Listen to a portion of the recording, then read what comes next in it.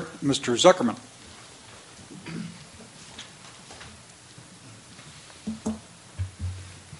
I'm Tom Zuckerman, Central Delta Water Agency. And I'm quite frankly, I'm confused by the discussion. I think the objective is good, in your covered action thing, trying to identify harm that's going to befall the system. But I don't understand what you're proposing to do, as a council, because I've spent a career in front of the State Water Resources Control Board and so forth. I am familiar with what they do. This is what they do, and what can you add to that? I mean, if you can identify something that's about to happen, I guess that's a good idea. But the kinds of problems that we end up with, and I'm going to pick on Mr. Heriter here for a second. Sometimes people propose discharge limits that are worse than the incoming water that we have available to us in different parts of the Delta. I'm going to challenge somebody else's statement that says that export of water doesn't cause pollution.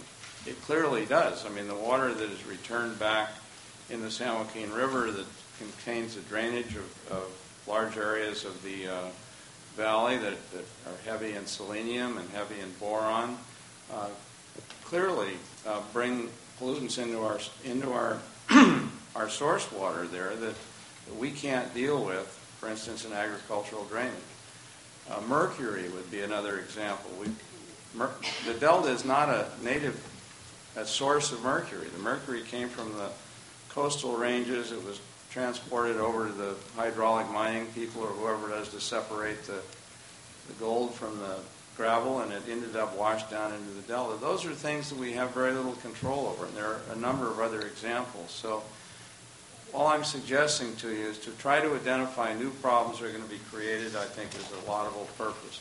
Trying to take upon yourself some method of enforcing point and non-point discharge and these other things is going to be difficult, and it's going to be time-consuming. It's going to create all kinds of consternation. So how you achieve that balance in this policy, I don't know, but good luck.